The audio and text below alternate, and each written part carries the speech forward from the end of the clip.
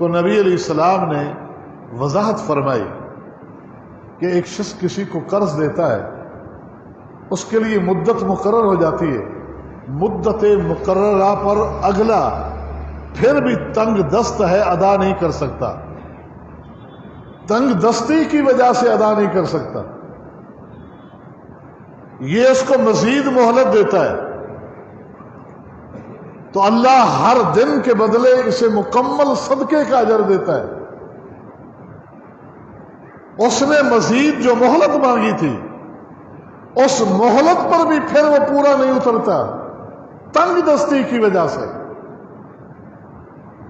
تنگ دستی کی قید میں اس لیے لگا رہا ہوں کہ دوسری حدیث میں ہے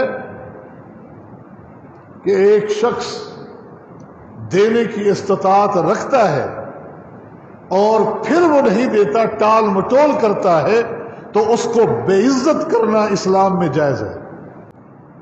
اعوذ باللہ من الشیطان الرجیم وَإِن كَانَ ذُو عُسْرَةٍ فَنَظِرَةٌ إِلَى مَيْسَرَةٍ وَأَن تَصَدَّقُوا خَيْرٌ لَكُمْ إِن كُنتُمْ تَعْلَمُونَ۔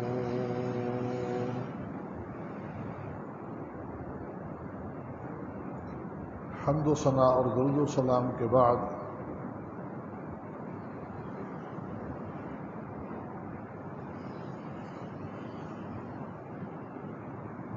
اصول تجارت،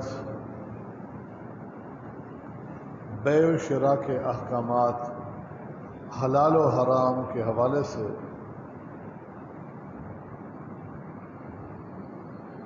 کچھ گزارشات آپ کے سامنے رکھی جا چکی اور کچھ اصولوں کو بھی آپ کے سامنے رکھا گیا ہے تاکہ اس وسیع ترین موضوع کو، ان اصولوں اور ضابطوں کو سامنے رکھتے ہوئے سمجھا جا سکے۔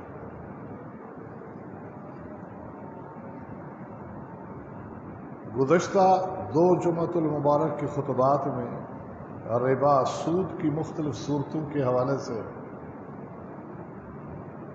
ہماری گفتگو چل رہی تھی۔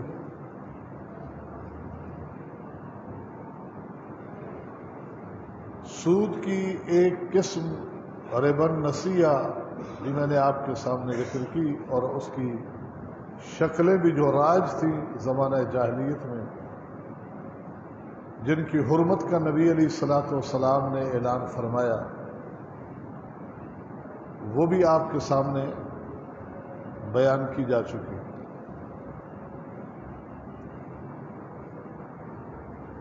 ضمناً ایک اشکال کی شکل سامنے آتی ہے کہ سود کی وہ شکل کہ ادھار، یعنی ربا النسیہ، ادھار کی وجہ سے رقم بڑھا لینا، اس کے اندر ایک چیز اجناس کی بحث کے دوران گزری کہ سونا سونے کے بدلے میں، چاندی چاندی کے بدلے میں، اور دیگر اجناس کہ جو کے بدلے میں، کھجور، نمک کے بدلے میں۔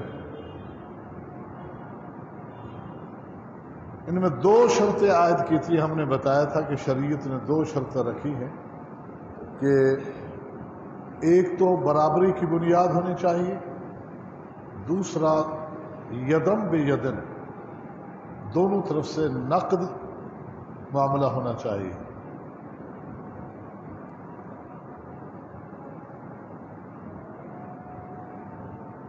حرمت کی وجوہ جو ہے وہ بھی آپ کے سامنے رکھی کہ چونکہ ابھی درہم کا ریٹ کچھ اور ہے، کل کچھ اور ہے، سونے کا بھاؤ آج کچھ اور ہے، کل کچھ اور ہے، تو تاکہ اس ادھار کی وجہ سے کمی بیشی کا معاملہ اس میں شامل نہ ہو جائے کہ ایک ہی جنس کم دی گئی اور زیادہ لی گئی۔ تو یہ اشکال قرض کے معاملات میں وارد ہوتا ہے کہ جب ہم کسی سے ادھار مانگتے ہیں بے کاروبار یا تجارت کے طور پر نہیں، قرض کے طور پر جو رقم آج ہم نے لی ہے کچھ عرصے بعد جب واپسی ہے تو اس کی وہ حیثیت نہیں ہوتی مارکیٹ میں۔ کرنسی کا اتار چڑھاؤ بھی برقرار ہے، تو اس سے تو یہ قرض کا معاملہ بھی ختم ہوتا ہوا نظر آتا ہے۔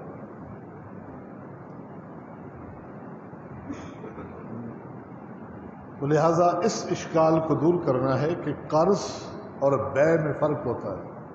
قرض محض کسی کی ہمدردی کی خاطر، کسی کے تعاون کی خاطر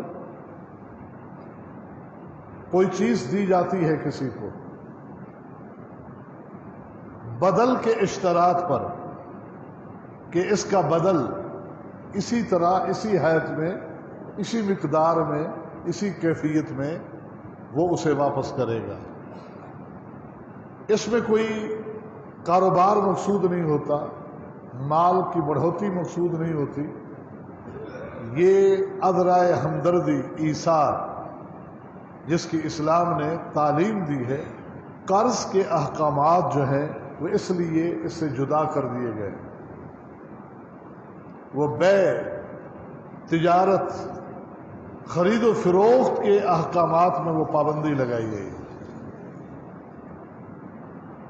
جہاں قرض کا معاملہ ہے تو وہاں اس چیز کی رعایت شامل ہے دین اسلام کے اندر، بلکہ خود نبی علیہ الصلوۃ والسلام نے ادھار دینے کی ترغیب بھی دی ہے۔ جہاں ادھار لینے سے ڈرایا ہے، ترغیب ہے، وہاں ضرورت کے تحت اگر کوئی ادھار مانگتا ہے تو شریعت نے ادھار دینے کی ترغیب بھی دی ہے، کیونکہ وہاں تعاون مقصود ہے، ہمدردی مقصود ہے، خیر خواہی مقصود ہے۔ امام مالک رحمہ اللہ نے موطا امام مالک میں ایک روایت نقل کی، جس روایت کو بلاغات مالک میں گنا جاتا ہے کہ ان رجلا اتی عبد اللہ بن عمر فقال انی اسلفت رجلا واشترطت علیہ افضل مما اسلفته۔ ایک شخص عبداللہ بن عمر صحابی رسول کی خدمت میں حاضر ہوا اور آ کر عرض کرتا ہے کہ ایک شخص نے مجھ سے ادھار مانگا ہے، تو میں نے اسے ادھار دیا ہے اس شرط پر کہ جو چیز دی ہے کہ اس سے بہتر چیز مجھے تو نے لوٹانی ہوگی۔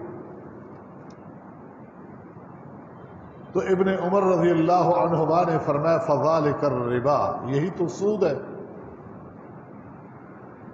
یہی تو سود ہے کہ تو نے بہتر لوٹانے کی شرط عائد کر دی ہے۔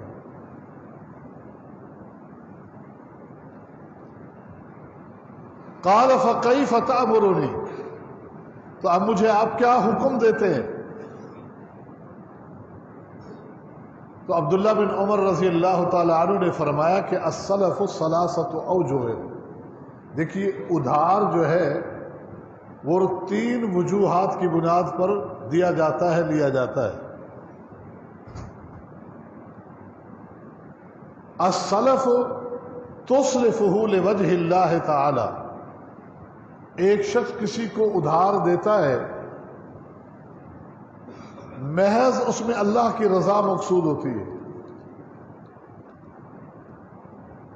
اللہ تعالیٰ کی رضا اور خوشنودی مقصود ہوتی ہے، اس لیے ادھار دیتا ہے کسی کو۔ جو اس نیت سے ادھار دیتا ہے وہ اللہ کی رضا کو پا لیتا ہے۔ اور ایک شخص ادھار دیتے ہوئے صرف اپنے ساتھی جس کو ادھار دے رہا ہے اس کی خوشنودی اسے درکار ہوتی ہے، اسے خوش کرنا چاہتا ہوتا ہے، تو اس کے اس ادھار پر اس دوست کی خوشنودی اس کو حاصل ہو جاتی ہے۔ اور بعض لوگ ادھار دیتے ہیں اپنے مال کو بڑھانے کے لیے، تو یہ وہ سود ہے جو انسان کی ہلاکت اور تباہی کا باعث اور سبب ہے۔ تو دیکھ لے کہ تو نے کیا کرنا ہے، تو نے کس غرض سے دینا ہے۔ تو گویا کہ ادھار ہے لوجہ اللہ، اللہ تعالیٰ کی رضا مقصود ہو،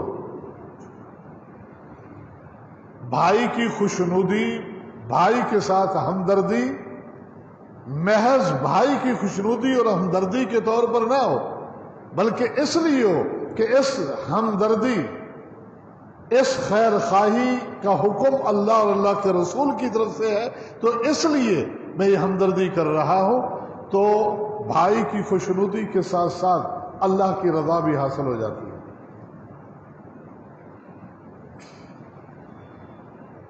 من یسر علی معسر یسر اللہ لہ فی الدنیا والآخرہ، نبی علیہ السلام نے فرمایا جو شخص اپنے کسی مسلمان بھائی کے لیے دنیا میں آسانی پیدا کرتا ہے، اللہ تعالیٰ اس کے لیے دنیا اور آخرت میں آسانیاں پیدا فرماتا ہے۔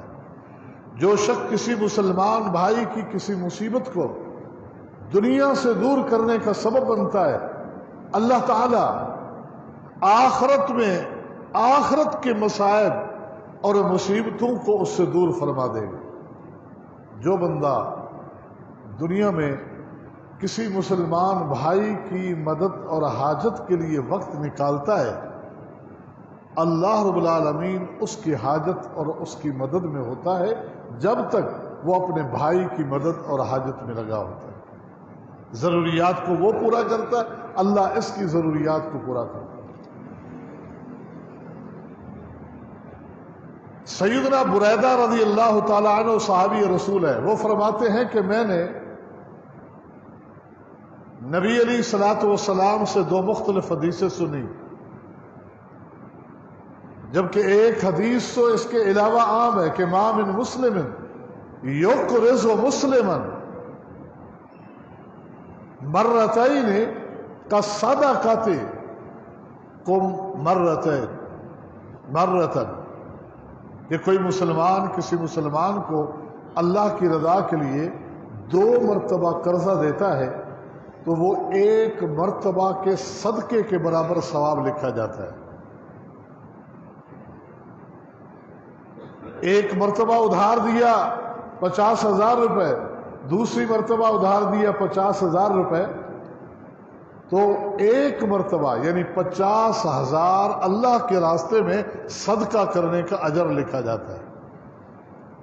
یہ ایک حدیث تو عام ہے کہ ادھار کہ اللہ تعالیٰ صدقے کا اجر دیتا ہے۔ تو سیدنا بریدہ فرماتے ہیں میں نے دو مختلف حدیثیں نبی علیہ السلام سے سنی کہ آپ نے فرمایا من انذر معسرا فلہ بکل یوم مثلہ صدقہ، جو کسی مقروض کو مہلت دیتا ہے قرض میں، تو جتنا مہلت دیتا ہے قرض میں اتنے دن اللہ تعالی اتنا مال، جتنا مال دے رکھا ہے اتنے صدقے کا اجر اللہ رب العالمین اس کو دیتا ہے۔ اور پھر ایک موقع پر سیدنا بریدہ فرماتے ہیں میں نے نبی علیہ السلام سے سنا کہ آپ فرماتے تھے کہ جس نے کسی مقروض تنگ دست کو جو ادائیگی وقت پر نہیں کر سک رہا اس کو مزید مہلت دی تو اللہ تعالیٰ ہر دن کے بدلے میں اسے ڈبل صدقے کا اجر عطا فرماتا ہے۔ اب یہ حقیقتاً 3 حدیثیں ہو گئی۔ کوئی کسی کو صدقہ دیتا ہے 2 مرتبہ تو 1 مرتبہ صدقے کا اجر لکھا جاتا ہے۔ دوسری حدیث جتنا دیا ہے ہر دن کے بدلے میں پورا کا پورا صدقے کا اجر دیا جاتا ہے، اور تیسری ڈبل صدقے کا اجر دیا جاتا ہے۔ تو سیدنا بریدہ رضی اللہ تعالیٰ عنہ فرماتے ہیں، میں نبی علیہ السلام کی خدمت اقدس میں حاضر ہوا کہ میں نے آپ سے پہلے یہ سنا تھا کہ ہر دن کے بدلے میں اللہ پورے صدقے کا اجر دیتا ہے، اور پھر یہ سنا کہ ڈبل صدقے کا اجر دیتا ہے۔ پہلی تو ایک عام قرض دینے کی فضیلت ہے، تو نبی علیہ السلام نے وضاحت فرمائی کہ ایک شخص کسی کو قرض دیتا ہے، اس کے لیے مدت مقرر ہو جاتی ہے، مدت مقررہ پر اگلا پھر بھی تنگ دست ہے، ادا نہیں کر سکتا، تنگ دستی کی وجہ سے ادا نہیں کر سکتا، یہ اس کو مزید مہلت دیتا ہے، تو اللہ ہر دن کے بدلے اسے مکمل صدقے کا اجر دیتا ہے۔ اس نے مزید جو مہلت مانگی تھی، اس مہلت پر بھی پھر وہ پورا نہیں اترتا، تنگ دستی کی وجہ سے۔ تنگ دستی کی قید میں اس لیے لگا رہا ہوں کہ دوسری حدیث میں ہے کہ ایک شخص دینے کی استطاعت رکھتا ہے اور پھر وہ نہیں دیتا، ٹال مٹول کرتا ہے، تو اس کو بے عزت کرنا اسلام میں جائز ہے۔ اس کی بے عزتی کرنا اس طرح کہ وہ پھر اس ڈر اور خوف کی وجہ سے یحل عرضہ کہ پھر وہ دے، وہ جائز ہے کہ جب وہ احوال معلوم ہو، پتہ چل جائے یہ خام خواہ پریشان کر رہا ہے، وہاں سختی اس طرح کی برتی جا سکتی ہے۔ مطلقاً جو تعلیم ہے وہ یہ ہے کہ فَلْيَطْلُبْهُ فِي عَفَافٍ، اپنا قرض مانگو تو اگلے کی عزت کو ملحوظ خاطر رکھ کے مانگا کرو۔ یہ اس وقت اجازت دی ہے کہ جب یہ بار بار دیکھو کہ استطاعت کے باوجود ٹالتا ہے، تو یہ چیز یحل عرضہ، اگر قرض خواہ اس کو بے عزت کرتا ہے لوگوں میں تو وہ گنہگار نہ ہوگا۔ تو یہاں ہے تنگ دستی کی وجہ سے پھر وہ دی ہوئی مہلت پر بھی پورا نہیں اترتا، قرض خواہ اس کو مزید مہلت دے دیتا ہے، تو اللہ رب العالمین اس کو پھر ہر دن کے بدلے میں ڈبل صدقے کا اجر عطا فرماتا ہے۔ یہ ہے قرض کی ایک ترغیب دینے کی تنگ دستوں کے ساتھ معاونت کی، تاکہ یہ ہمدردی کا پہلو، ایک دوسرے کے ساتھ معاونت والا باب جو ہے وہ جاری و ساری رہے۔ ان ہمدردیوں کو، تعاون کی اس شکل کو دو چیزوں نے ہمارے اندر سے اٹھا لیا ہے۔ دو سبب ہے، ایک سود کی لعنت، دینے والا یہ سوچتا ہے کہ میں 1 سال کے لیے 2 سال کے لیے اتنی رقم دے دوں اور اتنی ہی واپس لوں، مجھے کیا فائدہ ہوگا؟ اخروی فائدے سے صرف نظر ربا نے، سود کی لعنت نے کرا دی ہے۔ وہ مالی فائدے کو دیکھتا ہے کہ میں یہی رقم اگر بینک میں بھی رکھ دوں تو مجھے اتنا حاصل ہو جائے گا۔ اور دوسرا سبب جو ہے وہ ضرورت مند لوگوں کا رویہ ہے۔ ضرورت مند لوگ ضرورت مند ہیں، ان کی ضرورت کو سمجھ کر کوئی تعاون کی شکل میں ادھار کے طور پر دیتا ہے تو لینے والا واپس دینے کی نیت سے ہی نہیں لیتا۔ نبی علیہ السلام فرماتے ہیں جو کسی سے ادھار لے اور وہ واپس دینے کی پوری نیت اور ارادے سے لے تو اللہ ایسے اسباب پیدا فرما دیتا ہے کہ وہ قرض اتار دیتا ہے، اتروا سکتا ہے۔ تو چونکہ نیت ہی نہیں ہوتی واپسی کی، اور بارہا یہ باتیں سامنے آتی ہیں کہ دو دوستوں کی دوستی اس لین دین کی وجہ سے ختم ہو جاتی ہے، رشتہ داروں کی رشتہ داری کی پھوٹ کا سبب یہی ہوتا ہے کہ ایک شخص ادھار دیتا ہے اور پھر جب واپس مانگے گا تو جھگڑا اور اختلاف ہی کھڑا ہو جائے گا۔ ایک یہ چیز کہ خوش اسلوبی سے واپس کرنا، یہ رویے بھی ہمارے اندر مفقود ہوتے جا رہے ہیں، اور ایک ربا، سود کی لعنت، وہ بھی اس نیکی سے مالداروں کو محروم کر رہی ہے کہ وہ لوگوں کے ساتھ یوں تعاون کریں کہ قرض کی شکل میں اللہ کتنا اجر دے رہا ہے۔ سیدنا عبادہ بن ولید رحمہ اللہ تابعی ہیں، فرماتے ہیں کہ خرجت انا و ابی نطلب العلم فی هذا الحی من الانصار، ایک دن میں اور میرا باپ علم کے حصول کے لیے ہم انصار کی بستی میں گئے۔ میں اور میرا باپ حصول علم کے لیے عمر کی کوئی قید نہیں ہے، باپ بیٹا ایک کلاس میں بیٹھ سکتے ہیں، باپ بیٹا ایک صف میں بیٹھ سکتے ہیں، حصول علم کے لیے عمر کی کوئی قید نہیں۔ اسلاف کا انداز دیکھے، میں اور میرا باپ حصول علم کے لیے انصار کی ایک بستی میں گئے۔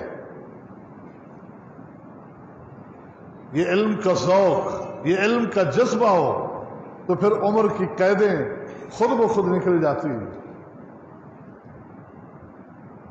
قبل ان یہلکوا، کیونکہ ہم نے دیکھا کہ انصار فوت ہوتے چلے جا رہے ہیں اور صحابہ میں تعداد انصار کی گھٹتی چلی جا رہی ہے، تو میں نے اور میرے باپ نے ارادہ کیا کہ ان کے پاس جتنی حدیثیں ہیں رسول اللہ کی، وہاں جا کے بیٹھے اور علم حاصل کریں۔ قبل ان یہلکوا، کہیں ایسا نہ ہو کہ کوئی انصاری صحابی زندہ نہ رہے اور ہم پچھتاتے رہے کہ انصار کے سینے میں جو علم تھا وہ ہم حاصل نہیں کر سکے۔ اللہ تعالی ہمارے اندر بھی حصول علم کا یہ جذبہ پیدا فرما دے۔ علم یاد رکھیے، قرآن و سنت کے علم کا نام علم ہے، اصل میں یہی علم نافع ہے۔ اس کے علاوہ جتنے بھی علوم ہیں ان کا درجہ ایک فن کا ہے، وہ ناجائز نہیں ہے، وہ دنیا کو بہتر بنانے کے لیے حاصل کیے جا سکتے ہیں، حصول معاش کے لیے سیکھے جا سکتے ہیں، پڑھے جا سکتے ہیں، لیکن اصل علم جو علم نافع ہے وہ علم ہے جس میں انسان کی آخرت کی بہتری نظر آ رہی ہے۔ فرماتے ہیں کہ جب ہم انصار کی بستی میں گئے تو اول ما لقینا ابو الیسر صاحب رسول اللہ صلی اللہ علیہ وسلم، سب سے پہلے ہماری ملاقات صحابی رسول ابو الیسر رضی اللہ تعالی عنہ سے ہوئی۔ ماہو غلام لہو، ماہو صحف، صحابی رسول ابو الیسر کے ساتھ ان کا غلام بھی تھا، اور اس غلام کے سر پر کتابوں صحیفوں کا ایک گٹھا بھی تھا۔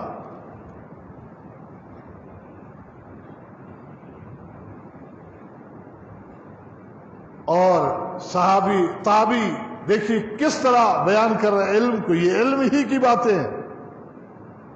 کما علی ابو الیسر، ابو الیسر صحابی رسول نے بردۃ و معافری،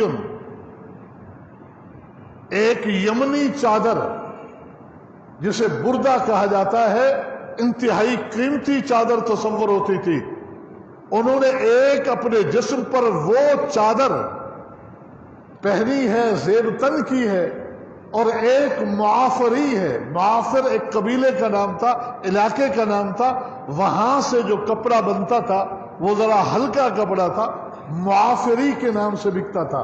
کہا ایک بردہ تھی اور ایک معافری تھی، ان دو چادروں میں ملبوس تھے۔ وَعَلَىٰ غُلَامِهِ بُرْدَةٌ وَمُعَافِرِيٌّ، اور ان کے غلام بھی، ان کو بھی ہم نے دیکھا کہ ان کے جسم پر بھی اسی قسم کی دو چادریں تھی، ایک بردہ یمنی یہ چادر دھاری دار، اور ایک معافری چادر۔ جس طرح کے اپنا لباس تھا ویسے ہی اپنے غلام کا لباس تھا۔ نبی علیہ السلام جاتے جاتے نصیحت فرما گئے تھے کہ یہ تمہارے غلام تمہارے بھائی ہیں، اللہ نے انہیں تمہارے ہاتھوں میں رکھا ہے، ان کے حقوق کا خیال رکھنا، جو کھاؤ انہیں کھلانا، جو پہنو انہیں پہنانا۔ یہ اس حدیث پہ عمل ہو رہا ہے کہ جو پہنو وہ پہنانا۔ یہ ہے اصحاب رسول کہ نبی علیہ السلام نے فرمایا تھا کہ جو پہنو وہی پہنانا، جو کھاؤ وہی کھلانا ان کو۔ یہ ہے حسن سلوک ان کے ساتھ۔ آج وہ غلامی کا تصور نہیں ہے، ہمارے پاس ہمارے غلام، ہمارے نوکر، ہمارے کام کرنے والے یہ آزاد لوگ ہیں، ان کا درجہ، ان کا مقام ان سے کہیں زیادہ ہے۔ وہ زر خرید ہوتے تھے، ان کے حقوق جب شریعت نے اتنے رکھے ہیں، آپ کا ملازم جو ایک آزاد حیثیت رکھتا ہے اس کا حق اس سے بھی زیادہ ہو سکتا ہے۔ ان کے ساتھ ہمارے سلوک اور رویے کیا ہونے چاہیے؟ موضوع تو کچھ اور ہی چل رہا ہے، بات ایک آئی ہے تو بارہا ساتھی یہ کہتے ہیں کہ ہمارے ہاں جو ملازم کام کرتے ہیں، جو ملازم کام کرتے ہیں، ہمیں پتا ہے کہ تنخواہ پہ ان کا گھر نہیں چل سکتا،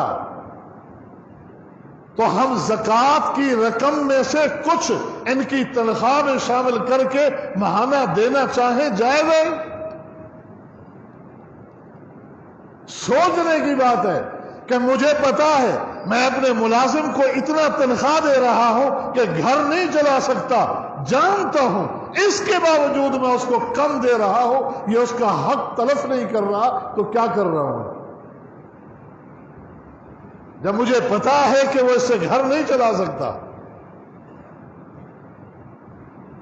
وہ آپ کی زکوٰۃ کے مستحق ہیں، لیکن یوں نہیں ہے کہ تنخواہ میں شامل کر کے دیں کہ اگلا وہ آپ کا کام زیادہ سے زیادہ کرے۔ آپ 30,000 کی تنخواہ دیتے ہیں، 10,000 آپ نے ملا لیا تو 40,000 کا کام لیں اس سے، تو آپ اپنی زکوٰۃ اپنے اوپر لگا رہے ہیں۔ زکوٰۃ کا حوالہ اس کام سے، اس مزدوری سے، اس حوالے سے کوئی تعلق ہونا ہی نہیں چاہیے۔ اگر کسی نے گھر کی کسی جھاڑو دینے والی ماسی کو زکوٰۃ دی اور اس نے کہا کل کو کہ میری تنخواہ بڑھا دو، تنخواہ بڑھانے کے ساتھ اس کے مطالبے پر گھر کے لوگوں نے یہ کہہ دیا ابھی تو ہم نے آپ کا اتنا تعاون کیا تھا، پھر آپ کو ضرورت پڑ گئی ہے، تو زکوٰۃ کا ثواب گیا، وہ زکوٰۃ کا اجر گیا کہ اس نے کام کے عوض میں آپ سے کچھ مانگا ہے اور آپ نے اس عوض میں زکوٰۃ کا حوالہ دیا ہے۔ تو زکوٰۃ اس لیے دی تھی کہ کام زیادہ کیا جا سکے، تو گویا کہ اپنی زکوٰۃ آپ خود کھا رہے ہیں۔ زکوٰۃ کا معاملہ تو ایسا ہے۔ تو بہرحال وہ حدیث آپ کے سامنے رکھ رہا تھا صحیح مسلم کی، کہ صحابی رسول سیدنا ابو الیسر اس کے غلام اس طرح ہے، فقال ابی یا عمی انی ارا فی وجہک صفعۃ من غضب۔ اسی دوران عبادہ کہتے ہیں میرے والد نے کہا سیدنا ابو الیسر تھے کہ چچا جان مجھے آپ کے چہرے پر پریشانی کے آثار نظر آ رہے ہیں، مجھے آپ پریشان لگ رہے ہیں، آپ کی پریشانی کی وجہ جان سکتا ہوں؟ قال اجل، جی ہاں. انہوں نے کہا واقعی آپ نے صحیح کہا، میں پریشان ہوں. پریشانی کی وجہ یہ ہے کہ میں نے ایک شخص کو ادھار دیا، نام بتایا، فلاں شخص کو میں نے ادھار دیا. میں آج ادھار لینے کے لیے گیا، میں نے آواز دی، اسمع ہوا کہ گھر میں ہے فلاں، تو گھر سے آواز آئی کہ وہ گھر میں نہیں ہے، گھر میں نہیں ہے. اتنے میں ایک چھوٹا سا بچہ اس گھر سے باہر نکل کر آیا. بچے کا نام پوچھا، اس کا نام جعفر تھا. میں نے کہا اینا ابوک، جعفر تیرے باپ کہاں گئے ہوئے ہیں؟ وہ چھوٹا سا بچہ تھا. اس نے کہا سمع صوتک ودخل تحت اریکۃ امی، جب آپ نے آواز دی ہے، آپ کی آواز کو سن کر میرا باپ میری ماں کے چارپائی کے نیچے چھپ گیا ہے، میری ماں کی چارپائی کے نیچے چھپ گیا ہے میرا باپ، جب آپ نے آواز دی ہے آواز کو سن کر.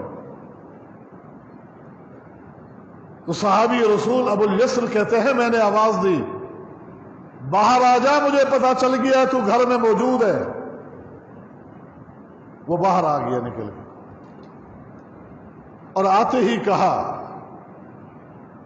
احدثک واللہ لا اکذب، میں گھر میں چھپ گیا تھا، چھپنے کی وجہ آپ کو سچی سچی بتاتا ہوں، اللہ کی قسم میں جھوٹ نہیں بولوں گا، میں جھوٹ نہیں بولوں گا، سچی بات کہوں گا. میں اس لیے نہیں آیا، خشیت ان احدثک واکذبک اعدک واخالفک، میں اس وجہ سے نہیں آیا کہ میں باہر آیا، پیسے تو میرے پاس ہے نہیں، دینے کو کچھ بھی نہیں ہے، تو جو بھی بات آپ سے کروں گا جھوٹی بات کروں گا. آپ کو جو وعدہ دوں گا تو وہ بھی میرا جھوٹا وعدہ ہوگا، کیونکہ ہے تو کچھ بھی نہیں میرے پاس.